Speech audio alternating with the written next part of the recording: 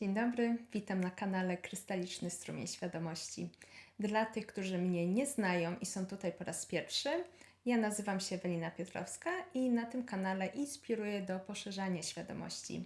A na co dzień zajmuję się oczyszczaniem energetycznym naszej istoty, jaką jest istota ludzka i pracuję według swojej autorskiej metody, którą nazwałam Crystal Session. Więcej informacji na stronie internetowej www.crystalsession.com. Dzielę się swoją wiedzą, abyś mogła lepiej zrozumieć siebie i swoje ciało.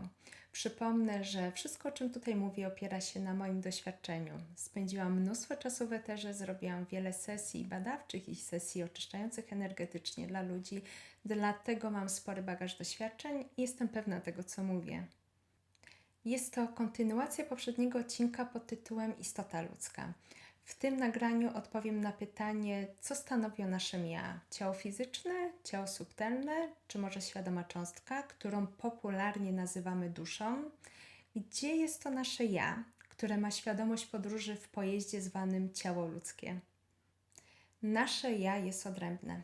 To nasza osobowość, która jest jednorazową, niepowtarzaną wypadkowością wszystkich informacji energetycznych, zwanej duszą lub, tak jak ja to określam, Twoją świadomą cząstką.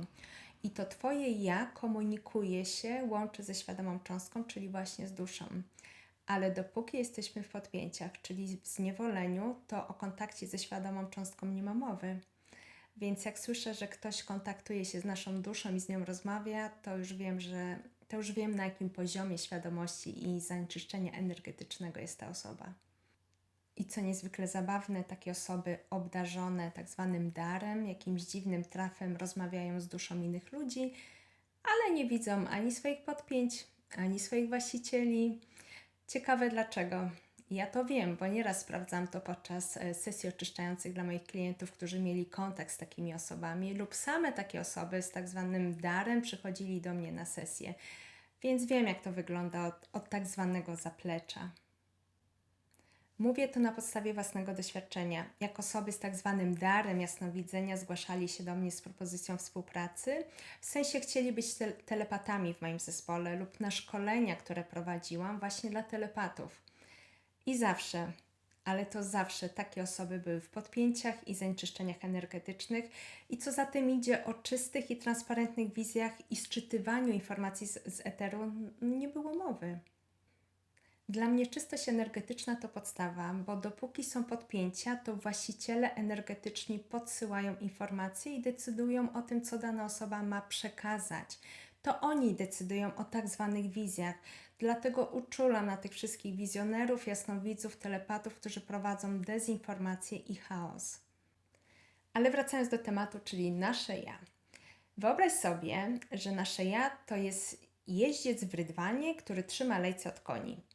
I jeden koń to energia ciała fizycznego ze swoją odrębną świadomością i instynktownością, i drugi koń to ciało subtelne, też ze swoją świadomością. I teraz, idealnie by było, gdybyś Ty jako prowadzący ten pojazd i sterujący mógł kierować tymi końmi, czyli ciało fizyczne i ciało subtelne jadą równo, współpracują.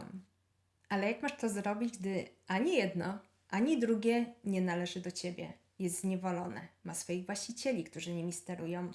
No właśnie, dlatego nasze życie wygląda jak wygląda, nic się nie dzieje według naszej woli, raczej tak zwany los decyduje o naszym życiu. Dlatego żyjemy w strachu, w lęku o byt, o przetrwanie, w obawie i strachu o siebie i najbliższych. A co się dzieje, gdy już te dwa ciała są wolne, oczyszczone energetycznie? Możemy nimi kierować? Jest już lepiej? No niekoniecznie. Okazuje się, że każdy koń ciągnie w swoją stronę. Ciało fizyczne robi swoje według własnej instynktowności, mechanizmów działania, programów i tego wszystkiego, co je tworzy. I tak samo robi ciało subtelne. A Ty jako woźnica musisz jakoś je okiełznać. I tu pojawia się problem. Dlatego ważne jest, aby synchronizować i jedno i drugie poprzez usunięcie mechanizmów, blokad, ograniczeń i wszystkiego, co przeszkadza. I jak już to osiągniemy, to idealnie jest, gdy te dwa ciała połączymy w jedną księgę zwaną Ty, wolny Ty, w mocy i kreacji i świadomej woli. Nie wolnej, tylko świadomej. Wolna wola to pułapka. Dlaczego? Zaraz to wyjaśnię i udowodnię, jak to jest dla nas niebezpieczne. Wolna wola, czyli bezwola, czyli ubezwłasnowolnienie. Oddajesz się w najem. Przykładem są wszystkie rytuały religijne, kościelne. Tam oddajesz się całkowicie w niewolę. Wyrażając swoją wolną wolę, to tak naprawdę wyrażasz intencję: jestem wolny, w sensie pusty i oddaję się do Waszej dyspozycji. A energie, zwłaszcza te ciemne, tylko na to czekają. To dla nich jak puste naczynie gotowe do wypełnienia swoją ciemną energią. Wszystkie obce energie mają za cel przejąć Ci świadomość i żywić się Tobą, Twoją energią, dlatego nazywam je pasożytami. Ale skoro masz taką wolę, to oczywiście mi nic do tego. Często podczas różnych rytuałów jest wyrażana wola w zdaniu: użyj mnie, jestem narzędziem w Twoich rękach. Oczywiście w zamian za coś, bo przecież nie robimy rytuału dla hecy, tylko w jakimś konkretnym celu. Mamy jakieś pragnienie, które chcemy w końcu spełnić. A więc wyrażając swoją wolną wolę, stajemy się narzędziem w mocy różnych, często ciemnych i paskudnych energii, pasożytujących na nas, ale wszystko według naszej wolnej woli. Natomiast wyrażając świadomą wolę, jesteśmy w pełnym rozpoznaniu wszystkich informacji i konsekwencji naszych intencji i wyborów. Taka mała, subtelna zmiana, ale robiąca ogromną różnicę. Należy używać swojej świadomej woli, czyli wyrazić intencje z mocy świadomej woli. Ale żeby używać świadomej woli, najpierw trzeba uwolnić świadomość, o czym już wspomniałam na poprzednich nagraniach. Nie ma mowy o świadomej woli bez uwolnionej świadomości. I to na tyle w tym odcinku. Mam nadzieję, że opowiedziałam to w jasny i klarowny sposób. Jeśli masz jakiekolwiek pytania, refleksje lub chcesz się czymś ze mną podzielić, to zapraszam na maila.